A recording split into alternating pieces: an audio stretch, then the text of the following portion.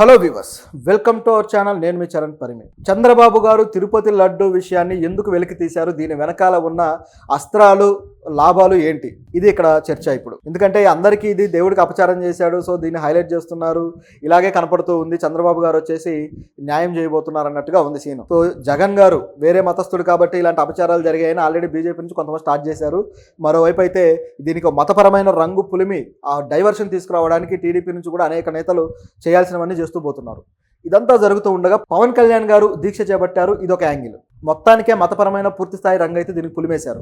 ఇలా పులిమి వెనకాల దీని వెనకాల వాళ్ళ స్వలాభాల కోసం కొన్ని పనులు చేయబోతున్నారు అనేది కనిపిస్తూ ఉంది. అదేంటయ్యా అంటే, హెరిటేజ్ కోసమే చంద్రబాబు గారు ఈ విధంగా చేస్తున్నారా, హెరిటేజ్కి లాభాలు చేకూర్చడానికి ఇది స్కెచ్చా అన్నట్టుగా కనిపిస్తుంది. ఎందుకంటే ఇక్కడ ఉన్న మిల్క్ ప్రొడక్షన్ ఏవైతే దానికి టెండర్లు ఇచ్చారో అవన్నీ కూడా పక్క రాష్ట్రాలవి. గతంలో వచ్చేసి కర్ణాటక నుంచి నందిని ఏదైతే కంపెనీ ఉందో ఆ కంపెనీ నుంచి తీసుకున్నారు. అది కూడా సహకార ప్రభుత్వ ఆధ్వర్యంలో నడిచే సహకార సంస్థ. సో ఇది కూడా మొత్తం కర్ణాటక మిల్క్ ఫెడరేషన్ ఆధ్వర్యంలో నడుస్తూ ఉంది. సో ఇట్లా వీళ్ళ నుంచి తీసుకోవడం జరిగింది. సో అది నాణ్యమైన నెయ్యిగా పేరైతే ఉంది. ఇప్పుడు కూడా మళ్ళీ వాళ్ళకే టెండర్లు ఇచ్చారు. సో వాళ్ళే సప్లై చేస్తూ ఉన్నారు. అయితే ప్రతి 6 నెలలకి కూడా ఇది మారుతూ ఉంటుంది. ఇది ఇక్కడ ఉన్న టెండర్ల విషయం. అయితే అసలు ఈ నెయ్యికి సంబంధించినంత వివాదం చేయడానికి వెనుక అనేక లాజిక్లు ఉన్నాయి.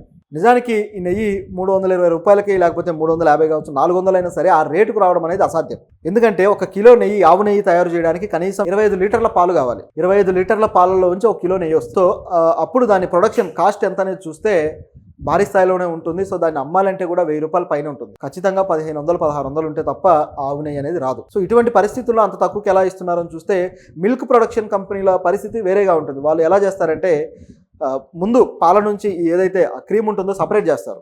సపరేట్ చేసిన తర్వాత ఈ పాలు, క్రీమ్ లేని పాలు, సో ఇవి చాలా పౌష్టికత్వం తక్కువ ఉండేవి, ప్రోటీన్ కావచ్చు, ఐరన్ కావచ్చు, అన్నీ తక్కువగా ఉంటాయి. కాబట్టి వీటిని చాలా తక్కువ రేటుకి అమ్మాల్సి ఉంటుంది. కేవలం 15 రూపాయలకు అమ్మాల్సి ఉంటుంది. సో ఆ పరిస్థితి ఉంటుంది. అయితే ఇటువైపు చూస్తే ఆ తీసిన దాన్ని, ఇది కూడా లాభమే. వీటిని ప్రొడక్షన్ ప్యాకింగ్ చేసి వీటిని ఏం చేస్తారంటే, మనకే 35 రూపాయలకి హాఫ్ లీటర్ అమ్ముతున్నారు, మనం కొంటున్నాం కూడా.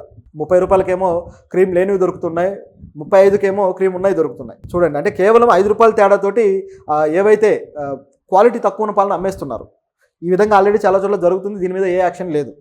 సో ఇదొక యాంగిల్. అయితే ఇక్కడ చూస్తే అలా వచ్చిన క్రీమ్ నుంచే వీళ్ళు నెయ్యి అనేది తయారు చేస్తారు. సో ఇక్కడ బల్క్గా తయారు చేసే మిషనరీ కావచ్చు, ఇదంతా భారీ స్థాయిలో ఉంటుంది. కాబట్టి వీళ్ళ ప్రొడక్షన్ వేరే లెవెల్లో వస్తుంది. కాబట్టి మనం అనుకునే ఆ రేట్లో కాకుండా కొద్దిగా తక్కువ రేటుకి ఇవ్వడానికి అవకాశం అయితే ఉంది. తక్కువ అంటే 700 ఆ రేట్లో ఖచ్చితంగా వచ్చే అవకాశం అయితే ఉంది. ఇదొక యాంగిల్. అయితే మన ఏపీలో చూసుకుంటే, ఏపీలో ఎక్కువగా రాయలసీమ ప్రాంతంలో అయితే ఎక్కువగా ఆవు పాలు, ఆవు నెయ్యి ఎక్కువ దొరుకుతుంది. అలాగే ఇటువైపు కోస్తాంధ్ర, మిగతా ప్రాంతాలంతా కూడా గేదె పాలు, గేదె నెయ్యి ఎక్కువ దొరుకుతుంది. అయితే గేదె నుంచి వచ్చే నెయ్యి అయితే దీనికి వాడట్లేదు. కేవలం ఆవు నుంచి వచ్చేది మాత్రమే వాడుతున్నారు. ఒకవేళ గేదె నుంచి వచ్చేది వాడినా దాన్ని కల్తీ అంటారేమో. బహుశా అది వాడకూడదు అని ఒక సిస్టమేటిక్గా, అంటే సాంప్రదాయ పద్ధతిలో వెళ్తున్నారు కాబట్టి ఆ పద్ధతి పెట్టుకున్నారు. ఇది ఇక్కడ ఉన్న విషయం. అయితే దీంట్లో కూడా ఇప్పుడు మన ఏపీ నుంచి ఎందుకు కంపెనీలు ఇక్కడికి రావట్లేదు, ఎందుకు టీటీడీకి టెండర్లలో పాల్గొని వాళ్ళు తీసుకోవట్లేదు అనే వాదన వచ్చింది. అవి వచ్చినప్పుడు ఇప్పుడు నేను ఏదైతే చెప్పానో ఆ ప్రొడక్షన్ కాస్ట్ ఎక్కువగా ఉండటము, ఎక్కువగా ఉత్పత్తి చేయాల్సిన వచ్చినప్పుడు వీళ్ళకి ప్రొడక్షన్ కాస్ట్ పెరిగిపోయి ఆ టెండర్లు తీసుకోలేని పరిస్థితులు వదిలేస్తున్నారు. ఎందుకంటే పక్క రాష్ట్రాల నుంచి వచ్చే కంపెనీలేమో 300కి ఇస్తాము, 350కి ఇస్తాము అన్నప్పుడు వీళ్ళు ఆ టెండర్లు ఆ రేటుకు చెప్పలేకపోతున్నారు. అందువల్ల ఏపీ నుంచి వచ్చేవన్నీ కూడా ఇదైపోయాయి. ఏపీలో కూడా నిజం చెప్పాలంటే అనేక సంస్థలు, సహకార సంఘాలు ఉన్నాయి. సంఘం కావచ్చు, అలాగే విజయ కావచ్చు, ఇట్లా అనేకం ఉన్నాయి. సో ఇవన్నీ కూడా సహకార సంస్థలు ప్రభుత్వ ఆధ్వర్యంలో నడుస్తూ ఉన్నా సరే వీటి వెనకాల ఒక రాజకీయపరమైన ఉన్నాయి, రాజకీయపరమైన హ్యాండ్ తోటి నడుస్తూ ఉందనే అపవాదం ఉంది. సో దానివల్లే కొన్ని సంస్థలు అయితే దివాలా తీసి మూసేయాల్సి వచ్చింది కూడా, రాజకీయపరమైన ప్రభావాలు పెరగడం వల్ల, వాటిని సరిగ్గా నడపకపోవడం వల్ల. నిజానికి రాయలసీమ ప్రాంతంలో అయితే కనీసం 1,00,000 లీటర్ల పాలు ఉత్పత్తి చేయగలిగే ఇది ఉంది. అటువంటి పరిస్థితుల్లో మరి ఎందుకు వీళ్ళు తీసుకోవట్లేదు అనే ఇది వచ్చినప్పుడు ఇక్కడ ప్రభుత్వాలే కక్కుర్తిపడి, అంటే టీటీడీకి సంబంధించి టెండర్లు ఎవరైతే వేస్తున్నారో ఈఓలు కావచ్చు, అదేవిధంగా టీటీడీ చైర్మన్లు కావచ్చు, కక్కుర్తిపడి తక్కువ రేటుకు కోట్ చేసిన వాళ్ళకే ఇస్తున్నారు. అంటే వాళ్ళకు కూడా తెలుసు ఇది ఖచ్చితంగా కల్తీ అవుతుంది అని. అది సాధ్యమే కాదు కదా. ప్రొడక్షన్ కాస్ట్ 600 పడుతున్నప్పుడు 300కి ఏ విధంగా ఇస్తున్నారు నాణ్యమైన నెయ్యి 350కి? ఖచ్చితంగా ప్రొడక్షన్ కాస్ట్ తగ్గించుకొని మరీ ఇస్తున్నారంటే కల్తీ అవుతుంది అనే దానికి ఇది ఒక ఎగ్జాంపుల్. సో ప్రభుత్వాలకు కూడా తెలిసే ఈ ఏపీలో ఉన్న సంస్థలు, ఏపీలో ఉన్న మిల్క్ ప్రొడక్షన్ సంస్థల్ని దెబ్బతీస్తున్నాయి. ఈ టీటీడీ ఈ చైర్మన్లు కావచ్చు, అలాగే ప్రభుత్వాలు కావచ్చు అనేది క్లియర్. గతంలో కూడా చంద్రబాబు గారి హయాంలో కూడా ఏపీలో ఉన్న సంస్థలకు ఇవ్వలేదు. ఇప్పుడు విజయ నుంచి, తెలంగాణలో ఉన్న విజయ నుంచి ఒక ప్రకటన అయితే వచ్చింది. విజయకి సంబంధించి మిల్క్ ప్రొడక్షన్ చైర్మన్ ఎవరైతే ఉన్నారో మెయిన్ హెడ్ ఏమన్నారంటే, మాకు కానీ అవకాశం ఇస్తే టీటీడీకి మేము నాణ్యమైన నెయ్యిని అందిస్తాము అని చెప్పేసి ఆయన ప్రకటన అయితే చేశారు. ఒక లేఖ రాశాడు, బహిరంగ లేఖ. మరి విజయ డైరీకి ఇస్తారా లేదా చూడాలి. ఎందుకంటే ఇప్పుడు మన 2 స్టేట్లలో ఉన్న వాటికైతే ఇవ్వడానికి వీళ్ళు సిద్ధంగా లేరు. పైగా ఇచ్చినా సరే వీళ్ళు ఎంత రేట్ కోట్ చేస్తారనేది తెలియదు. వాళ్ళలాగా తక్కువ రేటుకి ఇస్తారా, లేకపోతే వీళ్ళు ప్రొడక్షన్ కాస్ట్ని బేరీజ్ వేసుకొని రేట్ ఇస్తారా తెలియదు. సో ఇది ఇక్కడ గమనించాల్సిన విషయం. ఇవన్నీ ఒక ఎత్తు అయితే, హెరిటేజ్కి సంబంధించి మరొక ఎత్తు. హెరిటేజ్ అనేది చంద్రబాబు గారి కంపెనీ. దానికి నారా భువనేశ్వరి గారు హెడ్గా ఉన్నారని అందరికీ తెలిసిందే.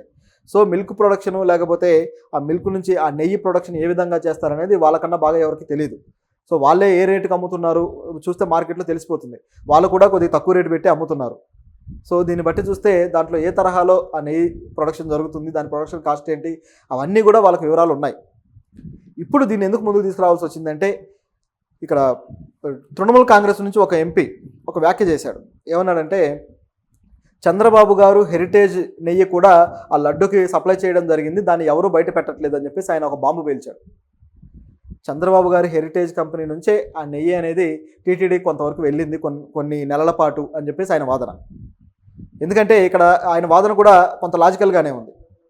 ఆయన ఏమంటున్నాడంటే, కరోనా టైంలో ఏదైతే పాండమిక్ ఉందో ఈ టైంలో అన్ని సంస్థలు, సూపర్ మార్కెట్ సంస్థలు కావచ్చు, అన్ని సంస్థలు దివాలా తీస్తే కేవలం ఈ ఏదైతే హెరిటేజ్ ఉందో ఈ హెరిటేజ్కి 1200 కోట్ల రూపాయల లాభం ఏ విధంగా వచ్చింది అని చెప్పి ఆయన క్వశ్చన్ చేస్తున్నాడు. అంటే ఆయన క్వశ్చన్ అడగడం బాగానే ఉంది, కానీ హెరిటేజ్ మాత్రమే కాదు, అనేక కంపెనీలు లాభాల బాట పట్టాయి. ఇందులో ముఖ్యంగా చూసుకుంటే డీమార్ట్ కూడా 1000 కోట్ల లాభాలకు వెళ్ళింది కరోనా టైంలోనే.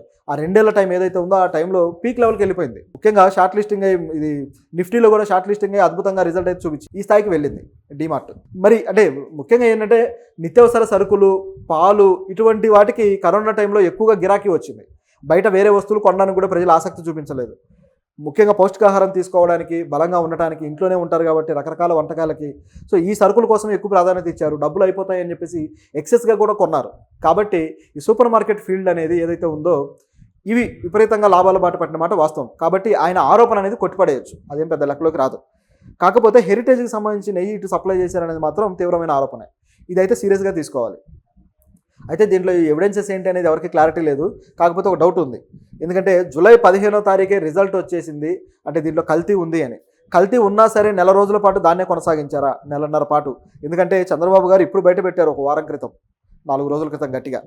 అంటే ఈ నెలన్నర పాటు లేకపోతే 2 నెలల పాటు ఏ కంపెనీలో నెయ్యి వాడారు అన్న క్వశ్చన్ అయితే వచ్చింది. సో ఇందులో ఏమైనా హెరిటేజ్ ఉందా అనే డౌట్ అయితే ఇప్పుడు ఉంది. దీంతోపాటు ఇది బాగా ముదిరిన తర్వాత